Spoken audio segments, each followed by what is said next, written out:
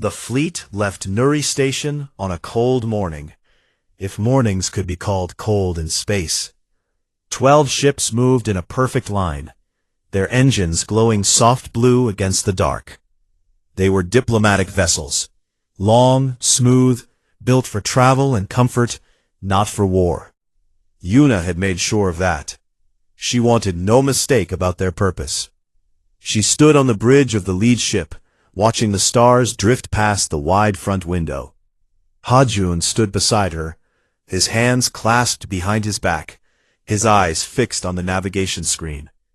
The coordinates from the signal had been locked in. All they had to do was follow the path. The journey took 19 cycles, 19 long, quiet cycles of nothing but empty space. The crew grew restless. Some of them whispered that the signal had been a trick, a trap set by pirates or smugglers hiding in the Orion Arm. Others said it was a waste of time. The Orion Arm was dead space. Everyone knew that. She ate her meals alone, read her reports, and watched the stars. She had been an ambassador long enough to know that patience was not a weakness. It was the sharpest weapon anyone could carry. On the 20th cycle, the scanners picked up something. "Ambassador," Ha-Jun said, his voice tight, "you need to see this." Yuna walked to the scanner display. At first, she did not understand what she was looking at. The screen showed a star, a small yellow star, ordinary in every way. But around it, 7 objects moved in slow circles. Planets. "There is a system here," Ha-Jun said. 7 planets. And the third one, he paused, swallowing hard. "The third one has life signs." Yuna felt something cold move through her chest. She leaned closer to the screen. The third planet was small, very small. It was blue and white, swirled with clouds, and it glowed with a soft light that seemed almost warm. "What kind of life signs?" she asked. "Complex," Ha-Jun said. "Cities, structures, energy patterns across the surface, and," he tapped the screen, "ships. There are ships in orbit around the planet." The bridge went silent. Every officer stopped what they were doing and looked at the screen. The ships were small, tiny compared to Union vessels, but there were hundreds of them, moving in careful formations around the blue planet. Yuna straightened her back. "Open a channel," she said. "Standard diplomatic greeting, all languages." The communication officer obeyed. A message was sent out, a simple signal that said, in every known language, "We come in peace. We wish to speak." For a long time, nothing happened. The crew waited. The ships around the planet continued their slow movements. The blue world turned beneath them, quiet and still. Then a voice came through the speakers. It was calm, steady, and it spoke in perfect Union Common, the shared language of the galaxy. "Welcome," the voice said. "We have been expecting you. Please follow the guide ship to a safe orbit. My name is Dohan. I will meet you shortly." Yuna looked at Ha-Jun. His mouth was open. Around them the crew stared at each other in disbelief. A single ship broke away from the formation around the planet. It was small and plain, shaped like a long arrow with a rounded front. It moved toward the fleet slowly, without aggression, and positioned itself ahead of the lead ship. "Follow it," Yuna ordered. The fleet followed the small ship into orbit around the blue planet. As they drew closer, Yuna could see more detail on the surface below. There were green lands and wide oceans, mountains that caught the light of the yellow star, and cities. Not vast, sprawling structures like those on Union worlds, but smaller, scattered things that seemed to sit gently on the land, as if they were trying not to disturb it. A docking station appeared ahead. It was modest, a ring of metal floating in high orbit, much smaller than Nuri. The guide ship led them to it, and Yuna's vessel connected with a soft click. She gathered a small team. Ha-Jun, of course, 2 guards, though she told them to keep their weapons down, and a recording officer to document everything. The airlock opened, and they stepped through. On the other side stood a man. He was shorter than Yuna expected. His skin was a warm brown, and his hair was black and cut short. He had 2 eyes, only 2, and they were dark and calm. He wore a simple gray uniform, with no markings, no medals, no signs of rank. His hands were at his sides, open and empty. He smiled. It was the strangest thing Yuna had ever seen. The expression changed his whole face. It made him look warm, approachable, almost soft. No species in the Union smiled like that. Some bared teeth as a threat. Others widened their eyes to show trust. But this was something else entirely. Ambassador Yuna, the man said, and his voice was the same one from the speakers. Calm, steady, kind. My name is Dohan. Welcome to Earth. Earth. So that was the name of the blue world. Yuna stepped forward. She was trained in first contact. She had done it dozens of times with new species. But something about this felt different. The air on the station smelled clean, almost sweet. The walls were plain but well built. And Dohan stood before her with no guards, no weapons, no show of power. You speak our language, Yuna said. We have been listening to your signals for a long time, Dohan said. We learned. How long? Dohan paused. That smile appeared again. A very long time. He led them down a corridor to a wide room with a round table. On the table sat plates of food, strange shapes and colors, some steaming, some cold. There were cups filled with a dark liquid that smelled bitter and rich. Please, Dohan said, pulling out a chair. Sit, eat, you must be tired. Yuna's guards looked uncomfortable. Hajun's eyes moved around the room, scanning everything. But Yuna sat down. She picked up one of the cups and drank. The liquid was strong and warm, and it filled her chest with a heat that was not unpleasant. This is good, she said, surprised. Coffee, Dohan said. It is something we are proud of. Over the next several hours, Dohan shared everything without being asked. He gave them language files, complete translations of human speech into Union Common. He offered maps of the solar system. He explained their history in simple terms, not boasting, not hiding. He spoke of wars they had fought among themselves, of disasters they had survived, of the slow, difficult work of building a world worth living on. He asked for nothing in return. This was the part that troubled Yuna most. In every first contact she had ever made, the new species wanted something. Protection, trade rights, technology, recognition. But Dohan just sat across the table with his hands folded and his calm eyes watching, offering everything and asking for nothing. Why? Yuna asked at last. Why share all of this? Dohan looked at her for a long moment. Because you came in peace, he said, and that deserves to be answered with trust. Hajun leaned toward Yuna and whispered, This is too easy. Yuna did not answer. She watched Dohan. She watched the way he moved, the way he spoke, the way his eyes stayed steady and warm. She had spent her life reading people, all kinds of people, from all kinds of worlds.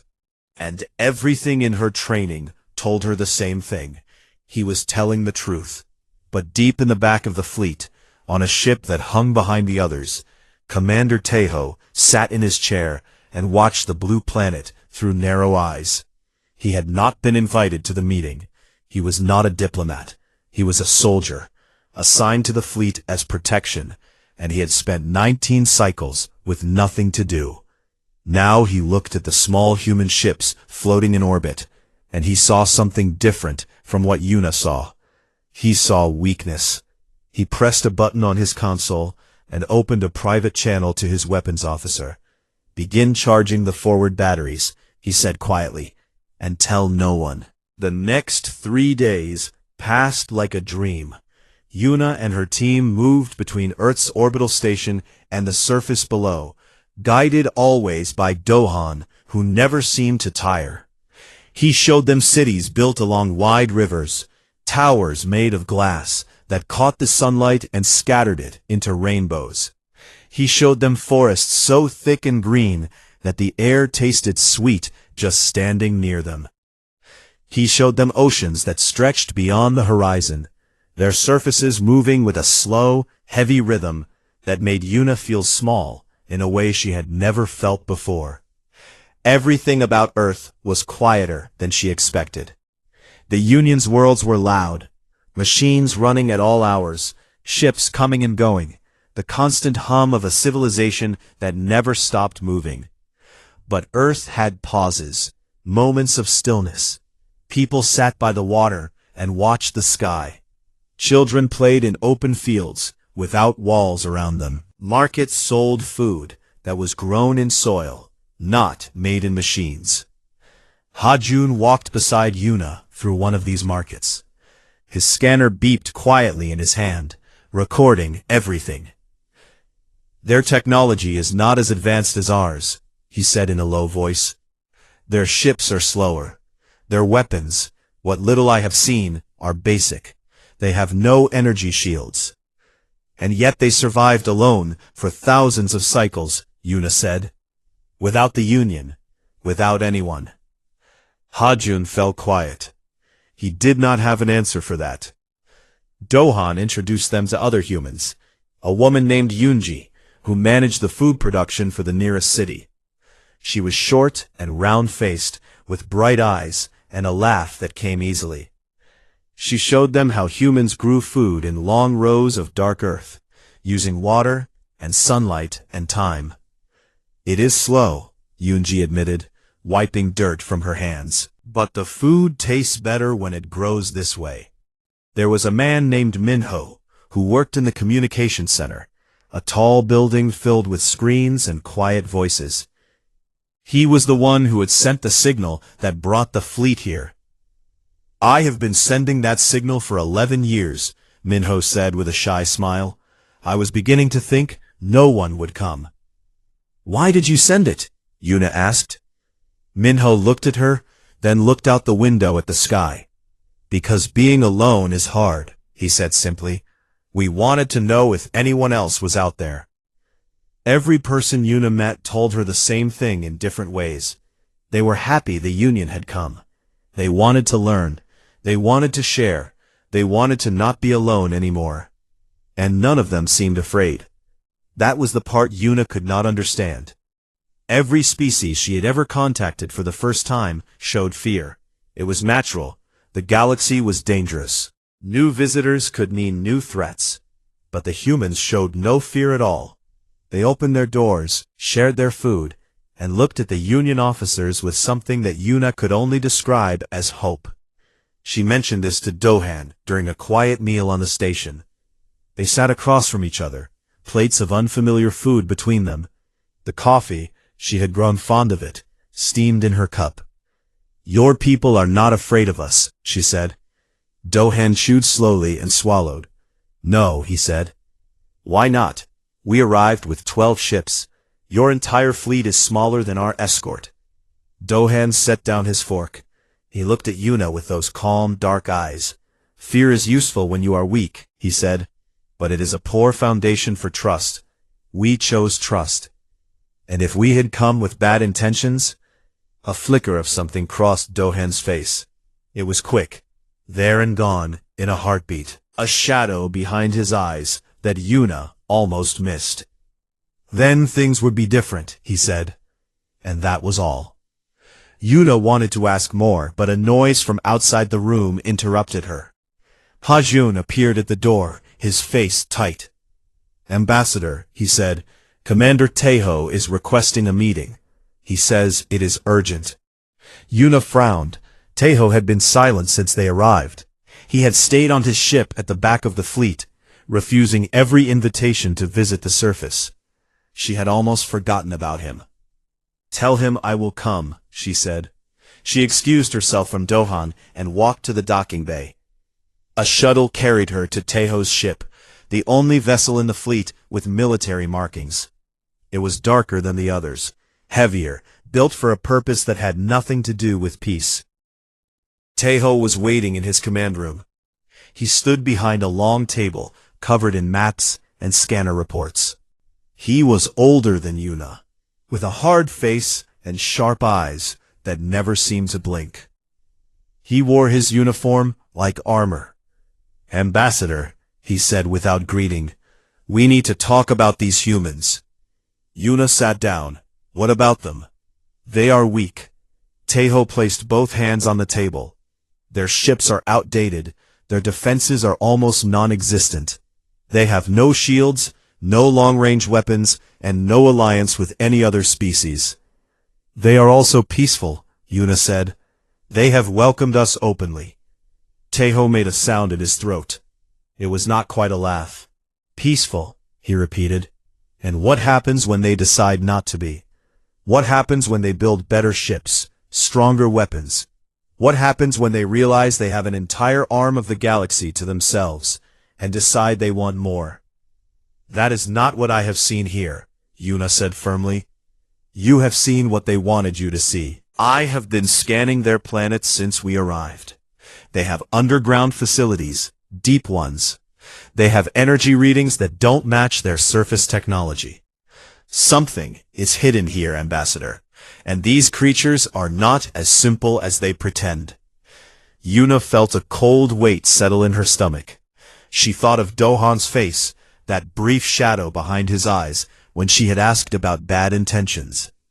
"What are you suggesting?" she asked. "I am suggesting we act while we have the advantage. A targeted strike on their orbital defenses, such as they are, followed by a controlled landing. We secure their technology, study their underground facilities, and bring them into the Union on our terms." "That is an invasion," Yuna said, her voice flat. "That is security. I will not allow it." She stood. "The Union sent a diplomatic fleet, my fleet. You are here as protection, nothing more. Stand down, Commander." Taeho's eyes followed her as she walked toward the door. His face was calm, but something in his posture had changed. Something hard and final. "I understand, Ambassador," he said quietly. Yuna left the ship. She returned to the station and tried to sleep, but the cold weight in her stomach would not go away. She should have listened to it. 2 hours later, she was woken by an alarm. Hajun burst into her room, his face white. "Ambassador, Taeho, he has—" But Yuna could already hear it, the deep, heavy thrum of weapons charging. She ran to the observation deck and looked out. Taeho's ship had moved. It was no longer at the back of the fleet. It had risen above the other vessels, and its forward batteries were glowing a terrible, bright orange. And behind it, 4 more ships had followed. Military escorts that Taeho must have turned to his side during the long journey. "No," Yuna whispered. The first shot came without warning. A beam of plasma, white-hot and screaming, cut through the dark of space and struck the surface of the planet below. It hit a city near the coast. Even from orbit, Yuna could see the flash, the light, the cloud of dust and fire that rose into the air like a wound opening in the earth. Taeho's voice came through the speakers, cold and steady. "All ships, this is Commander Taeho. The human threat has been assessed and neutralized. Begin landing operations." A second shot followed. Then a third. The beautiful blue planet trembled under the fire. Yuna grabbed the communication console. "Taeho, stop! I order you to stop!" But the channel was dead. He had cut her off. She turned to Hajun, her hands shaking, her 4 eyes wide with horror. "What have we done?" she said. On the station, alarms screamed. The human staff, people Yuna had shared meals with, had laughed with, ran to their posts with faces she had not seen before. Not fear, not panic. Something colder, something harder.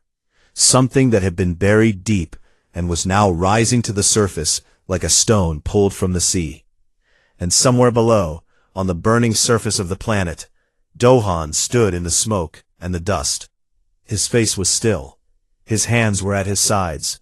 His eyes looked up at the sky, and for the first time, they were not calm. They were sharp. He reached for his communicator. He pressed a single button, and he spoke one word into the silence. Now, the word traveled at the speed of light. One word, spoken by one man, carried across the planet and into the space beyond it. It reached every ocean, every mountain, every city that still stood, and every city that was burning. It reached the deepest places beneath the surface, where things had been built in silence and kept in shadow for a very, very long time. And the planet answered. Commander Tejo stood on his bridge and watched his fourth shot hit the surface. The targeting system showed a clean impact. A human city reduced to fire and dust. He felt a cold satisfaction settle in his chest. The humans had no shields, no orbital cannons, no fleet worth mentioning. Their small ships had scattered the moment the first beam struck. It was, he thought, almost too easy. Target the next settlement, he ordered. Northern continent. His weapons officer obeyed. The batteries hummed as they recharged. On the screens around the bridge, the blue planet turned slowly, fires burning on its surface like open sores. Then his scanner officer spoke. The man's voice was quiet at first, almost confused. Commander, I am reading movement. Tejo turned. What kind of movement? I don't. The officer shook his head. I don't understand. The asteroids in the outer belt, they are moving. Tejo walked to the scanner display. The asteroid belt beyond the fourth planet, a wide ring of rocks and debris, was shifting. Dozens of large asteroids were breaking apart, their surfaces cracking open like eggs, and from inside them, shapes were emerging. Ships. Not the small, simple vessels that had been orbiting Earth. These were different. They were large, much larger, and they moved with a speed and silence that should not have been possible for anything their size. Their hulls were dark, almost black, and they left no energy trail behind them. They simply appeared, one after another, pouring out of the broken asteroids, like water from a cracked stone. Tejo's blood went cold. How many? He said. The scanner officer's hands were shaking. 200, 300, still counting, Commander. They are still coming. Before Tejo could speak, another alarm sounded. This one came from the planet itself. The oceans, the vast, dark oceans that covered most of Earth's surface, were churning. Great bubbles rose from the deep, and from beneath the waves, more ships climbed into the sky. They broke through the water like creatures waking from sleep, their hulls streaming with seawater that froze into crystals the moment they reached the cold of the upper atmosphere. Ships rising from the planet's oceans, the scanner officer said, his voice cracking. Over 500, 600. Commander, there are ships inside the moons as well. The large moon, the one they call the moon, it is opening. Tejo stared at the screen. Earth's single moon, a gray and quiet thing that had seemed completely dead, was splitting along hidden seams. Its surface folded back like petals, and from the hollow interior came a ship so large that it blocked the light of the yellow star behind it. It was a carrier, a warship, a fortress made to fly. And on its hull, painted in white letters that glowed against the dark metal, was a single word in a language Tejo could not read. But his translator could. It said, Earth. All ships, Tejo barked into his communicator. Battle formation, raise shields to maximum. But it was already too late. The human fleet, if it could even be called a fleet, because it was more like a tide, had surrounded the Union ships in less than a minute. They came from every direction, above, below, from the sides. They filled the space around Tejo's vessels like a fist closing around a handful of dust. And then they stopped. Everything stopped. The human ships held their positions. Their weapons, and they had weapons, Tejo could see them now. Long, dark barrels that pulsed with an energy his scanners could not identify, were aimed at his ships. every single one of them. But they did not fire. A channel opened. A woman's voice came through, clear and sharp. Union Fleet, this is Lieutenant Somi of the Earth Defense Force. You are surrounded. Power down your weapons and hold position. Any hostile action will be answered immediately. Taeho gripped the arms of his chair. His mind raced. He looked at his scanner again. The numbers were still climbing. Over 1,000 human ships now filled the space around his 5 vessels. The smallest of them was twice the size of his own. The largest, the one from the moon, could have swallowed his entire fleet and had room left over. On Yuna's ship, the ambassador stood at the observation window and looked out at the impossible sight before her. The human ships filled the sky. They were everywhere, silent and dark, like a forest that had grown in an instant. Her reflection stared back at her from the glass, and she barely recognized herself. Her 4 eyes were wide, her hands were pressed against the window. They were hiding, Hajun whispered beside her. All this time, inside the asteroids, inside the oceans, inside the moon, they were hiding everything. Yuna thought of Dohan's words at dinner. Fear is a poor foundation for trust. We chose trust. She had thought he meant the humans were too simple or too kind to be afraid. Now she understood. They were not afraid because they had never needed to be. They had been ready all along. On Taeho's bridge, the silence was suffocating. His weapons officer looked at him with wide, terrified eyes. "Commander, what do we do?" Taeho said nothing. He was staring at the screen, at the numbers, at the wall of ships that had appeared from nothing. His entire plan, his entire understanding of these creatures had collapsed in less than 2 minutes. The channel crackled again. This time, it was not Somi's voice, it was Dohan's. "Commander Taeho," Dohan said. His voice was the same as before, calm, steady, quiet. But there was something underneath it now. A weight that had not been there during the meals, and the tours, and the smiles. "You fired on our home. You burned our people. Children died in your first strike. Families, people who had done nothing wrong." Taeho opened his mouth, but no sound came out. "We could destroy your ships right now," Dohan continued. "Every single one. It would take less time than it took you to fire your first shot. Lieutenant Somi has her finger on the trigger, and I promise you, she wants to press it."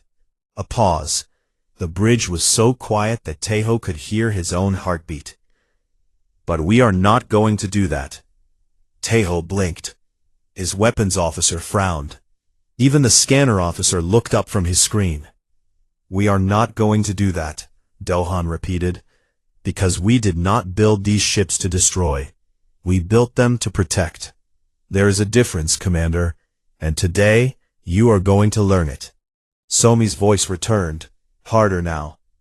"All Union vessels will power down weapons and surrender navigation control. Any ship that fails to comply within 60 seconds will be disabled, not destroyed, disabled. You will float in the dark until we decide what to do with you. The clock starts now." One by one, the Union ships began to power down. The 4 escorts that had followed Taeho, officers who had been brave enough to fire on a defenseless planet, now scrambled to lower their shields and cut their weapons. They did it fast, they did it quietly, and they did it with the kind of fear that only comes when a person realizes they have made a terrible, terrible mistake. Taeho was the last. He sat in his chair for a long time, his hands still gripping the armrests, his eyes still locked on the screen.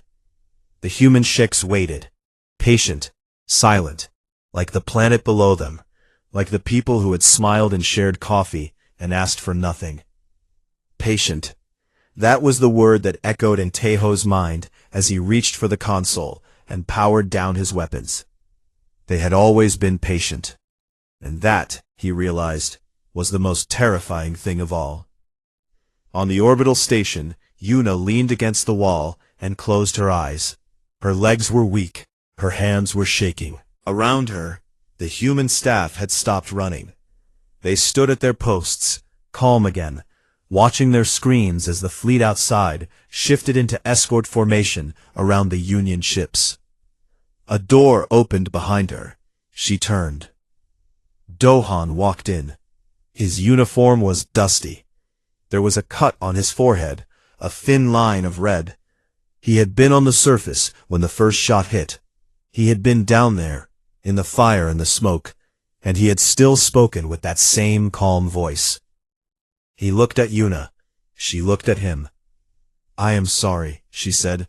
The words felt small and useless, but she said them anyway. Dohan nodded. "I know," he said. "That is why your ships will not be harmed." He walked past her to the window and looked out at the fleet. His fleet, the hidden fleet, the impossible fleet, holding its position in the silent dark. "But we need to talk," he said quietly, "about what happens next." The fires on Earth burned for 2 days before they were put out. The coastal city that took the first strike was called Hainam. It had been home to 40,000 people. When the plasma hit, it turned the center of the city into glass. Buildings melted. Trees became ash. The harbor where fishing boats had been tied to wooden posts that morning was gone, replaced by a black crater that still glowed with heat when the rescue teams arrived. 912 people died. Most of them never saw it coming. Yuna learned the number on the second day. A human woman named Gia, who worked in the station's medical wing, told her quietly while wrapping a bandage around the arm of a burned child. The child did not cry. He sat perfectly still, his eyes looking at nothing, his small hands resting on his knees. She stood in the doorway of the medical wing and watched the rows of injured people. Humans with burned skin and broken bones. Humans who had been laughing and selling food in markets just 2 days ago. And she felt something break inside her. Not her body. Something deeper. Something that had held her together through 42 cycles of diplomacy and politics and careful, measured words. She had brought this fleet here. She had said it was peaceful, and Tejo had turned it into a weapon. Dohan found her an hour later, sitting alone in the station's observation room. The window showed the planet below.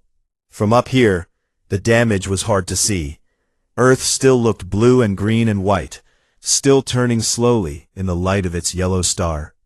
But Yuna knew that somewhere down there, a city was missing, and 912 names would never be spoken again. "The hearings will begin tomorrow," Dohan said, sitting down across from her. "Hearings?" Yuna looked up.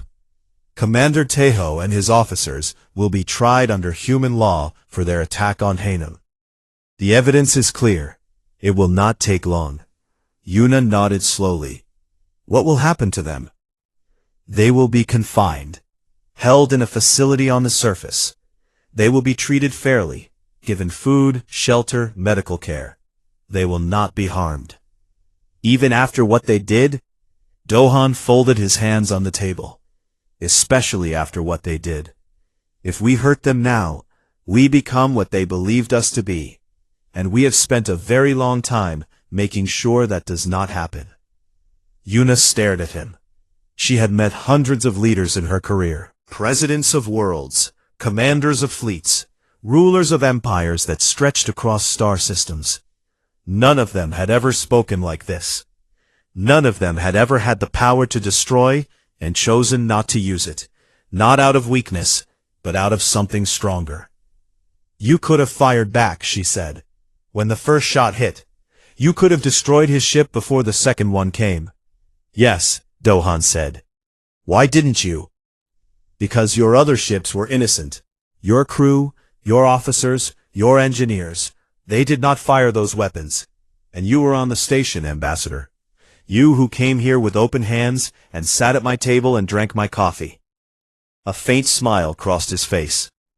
"I was not going to let Tejo decide what kind of day this was." The hearings were held in a building near the ruins of Hainam. Dohan had insisted on that. He wanted Taeho to see what his weapons had done. Not from a screen, not from orbit, but with his own eyes. Taeho was brought in under guard. He was not shackled or chained. He wore his uniform, though his rank markings had been removed. He walked with his back straight and his jaw tight. But his eyes, his sharp, calculating eyes, were different now. There was something hollow behind them, something that had not been there before. The trial lasted 3 days. Human judges sat at a long table. They were not soldiers. They were ordinary people. A teacher, a doctor, a farmer, a retired shipbuilder. Dohan had chosen them carefully. He wanted Taeho to understand that it was not a military that judged him. It was the people he had tried to burn. The evidence was presented without emotion. Scanner records showing Taeho charging weapons before receiving orders.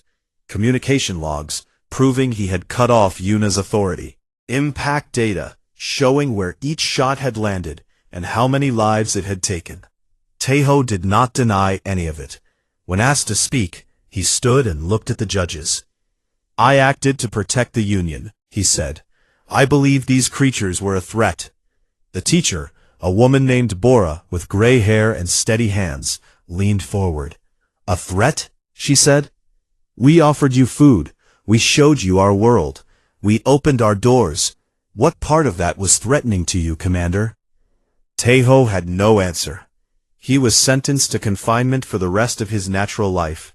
He would live on Earth, in a secure but comfortable facility, and he would never command a ship again.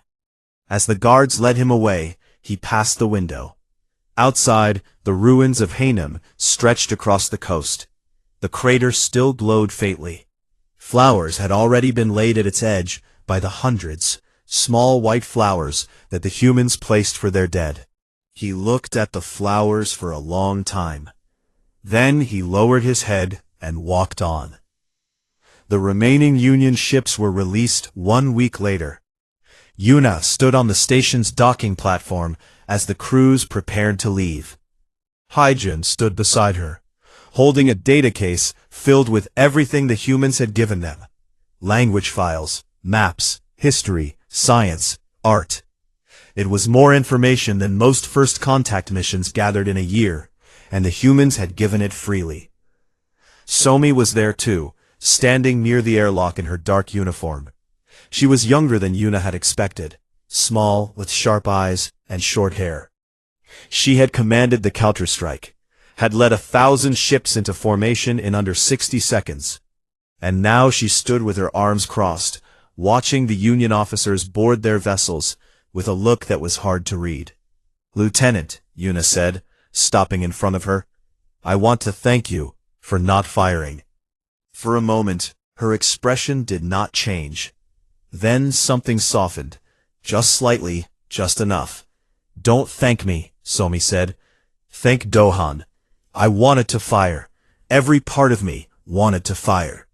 But you didn't." "No, because he asked me not to, and because I knew he was right." She uncrossed her arms. "But Ambassador, make sure your people understand something. We chose mercy once. We don't always choose it twice." Yuna nodded. She understood. She found Dohan near the observation window, where she had found him so many times before. He was looking down at Earth, his hands in his pockets, his face calm again. The cut on his forehead had healed into a thin scar. "I will take your message to the Union," Yuna said. "All of it. The welcome, the betrayal, the mercy, everything." Dohan turned to her. "And what will you tell them about us?" She thought about the coffee and the markets and the children playing in open fields. She thought about the ships hidden in asteroids and moons and oceans. She thought about a species that had lived alone for thousands of years, not because they were weak, but because they were patient. Patient enough to build in silence, patient enough to wait for a signal, patient enough to hold their fire when every reason in the universe said they should shoot. "I will tell them the truth," she said, "that you are not what we expected, that you are not a myth or a story or a warning. You are real, and you are the most dangerous thing in this galaxy, not because of your weapons, but because you choose when not to use them. Dohan smiled, that same warm, strange human smile. That is a good start, he said. Yuna boarded her ship. The fleet undocked from the station and turned toward the open dark. As they pulled away from the blue planet, Yuna stood at the window and watched Earth grow smaller behind them. It shrank until it was just a point of light, no different from any other star. But Yuna knew the difference now. She sat at her desk and opened a new file. She would write her report for the Great Hall on Nuri. She would present it to every delegate, every ambassador, every commander in the Galactic Union, and she would make sure they understood. She began to type. They were never myths. They were never stories. They were there all along, quiet and waiting, behind the dark of the Orion Arm. They built their world with patience. They hid their strength with silence. And when we struck them, when we burned their people and broke their trust, they did the one thing no one in this galaxy has ever done. They forgave us. Not because they were weak, because they were strong enough to choose something better. I have looked into their eyes, and I know the truth. They do not want war, but if war finds them, they will end it. Remember Hanem, remember the flowers, and remember that mercy, once given, is not promised twice. She saved the file and closed her eyes. Behind her, through the window, the pale blue dot of Earth disappeared into the stars. And in the silence that followed, the galaxy felt a little smaller, a little less certain, and a lot more careful than it had before. On Earth, Dohan walked through the ruins of Hanem. The sun was setting. The sky was painted in deep reds and soft golds. Workers moved through the rubble, clearing stone, laying new foundations. Children from the nearby towns had come to plant trees along the edge of the crater. Small trees, thin and young, their roots buried in fresh soil. Minho stood beside him, watching the work. Do you think they will come back?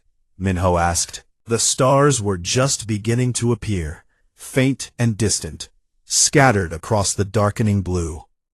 Yes, he said, they will. And will they come in peace? Dohan knelt down and pressed his hand into the soil. It was warm, alive. Beneath it, roots were already spreading, reaching toward water, reaching toward light, growing in the dark the way his people had always grown, slowly, quietly, with more strength than anyone could see. He stood and brushed the dirt from his hands. I think so, he said, but if they don't, we will be ready. He turned and walked toward the sunset. Behind him, the young trees swayed gently in the evening wind, their leaves catching the last light of the day, and above them, the stars burned on, patient and bright, watching a small blue world that had finally been seen.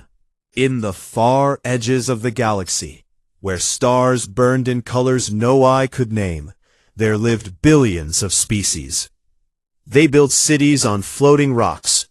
They traveled between worlds the way a person might walk to a neighbor's house. They traded, they argued, they made peace, they made war. And together, they formed something called the Galactic Union. The Union was old, older than most planets. It had rules, courts, ambassadors, and a fleet of warships large enough to block out a sun. Every known species had a seat in the Great Hall on the station called Nuri, a spinning ring of metal and glass that floated between three dying stars. Yuna had worked in that hall for 42 cycles.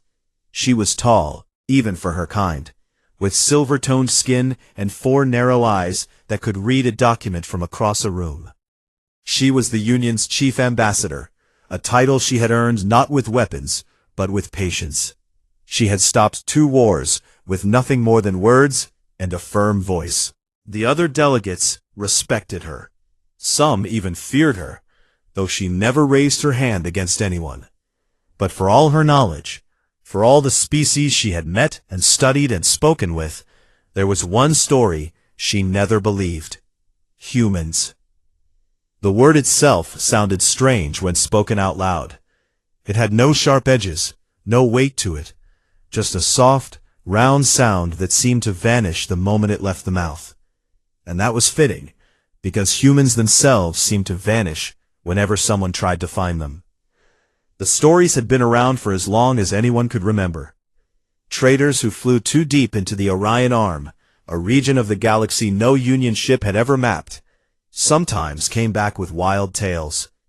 They spoke of a species that walked on two legs, breathed a gas called oxygen, and lived on a single world covered in water. A world so small it could fit inside the rings of Nuri Station. Some traders said they had seen the human ships. Small, ugly things made of rough metal. Others said they had received strange signals, bursts of sound that carried music and voices in a language nobody could understand. A few traders said they had been rescued by humans after their engines failed in deep space. They described creatures with soft skin and flat faces, who smiled with their mouths and fixed broken engines with tools no bigger than a finger. But none of these traders had proof. No recordings, no pictures, no wreckage, just words. And in the Galactic Union, words without proof were worth nothing. Yuna had heard every version of the human myth. She had read old reports filed by explorers who swore they had seen lights near the Orion Arm. She had even attended a lecture once, given by a scientist named Jisoo, who claimed that the chemical traces found on a drifting asteroid matched no known species in the Union database. It could be them, Jisoo had said, her voice shaking with excitement. It could be the humans. The audience had laughed. Yuna had laughed too, not to be cruel, but because the idea seemed so impossible. A species powerful enough to survive alone, outside the Union, hidden from every scanner and probe for thousands of cycles?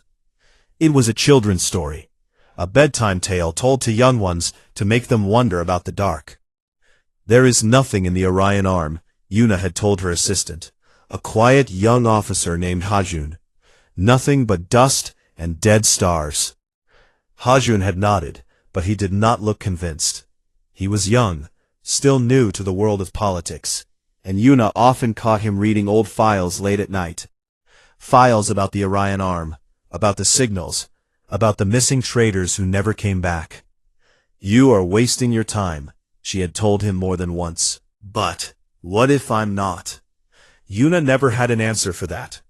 Then one night, everything changed. It happened during a routine scan. The Union ran long-range scanners across every sector of the galaxy once every 30 cycles. It was boring work, mostly done by machines.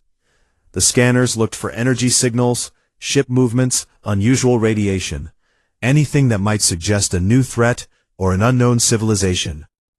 Hajun was the one monitoring the results that night. He sat alone in the scanning room, a small dark space filled with glowing screens and the low hum of machines. His eyes moved from one screen to another, seeing nothing unusual. Star formations, asteroid belts, empty space. And then, on the furthest edge of the scan, something appeared. A signal. It was faint, so faint that the machine almost ignored it. But Hajun saw the tiny flash on his screen, and he leaned forward. He adjusted the scanner. He narrowed the beam, and the signal grew stronger. It was not random noise. It was not a natural pulse from a dying star. It was organized, repeating, structured. It was a message. Hajun's hands trembled as he ran the signal through every known language filter in the Union's database. One by one, the filters came back empty. The signal matched nothing. No known species, no known code, no known pattern. His heart was beating fast. He saved the recording, double-checked the coordinates, and ran to find Yuna. He found her in her quarters, reading a diplomatic brief. She looked up when he burst through the door, his face pale, his breath short. "What is it?" she asked, already standing. "A signal," Hajun said, "from the Orion arm." Yuna stared at him. For a long moment, neither of them spoke. The room was silent, except for the low vibration of the station around them. "Show me," she said. They walked back to the scanning room together. Hajun played the signal. It filled the small room, a series of tones, rising and falling, almost like a song. There were patterns inside the patterns, layers of meaning that Yuna could feel but not understand. She listened to it 3 times. Then she sat down slowly and placed her hands on the table. "This is not natural," she said quietly. "No," Hajun agreed, "and it matches nothing in our records. Nothing." Yuna closed her 4 eyes. She thought about the old stories, the traders, the signals, the small strange creatures with soft skin who smiled with their mouths. "How far is the source?" she asked. "Deep inside the Orion arm. It would take our fastest ship 20 cycles to reach it." Yuna opened her eyes and looked at the screen. The signal was still pulsing, steady and patient, like a heartbeat in the dark. "Prepare a fleet," she said. "A diplomatic fleet. No weapons charged. We go in peace." "You believe it's them?" Yuna stood and walked toward the door. She stopped, her hand resting on the frame, and looked back at him. "I don't know what I believe," she said, "but something is out there, and it has been waiting for a very long time." She left the room. Behind her, the signal played on, filling the silence with its quiet, steady song. And deep in the Orion arm, on a small blue world, covered in water and clouds, a man named Dohan looked up at the night sky and smiled. The signal had been sent. Now, all he had to do was wait.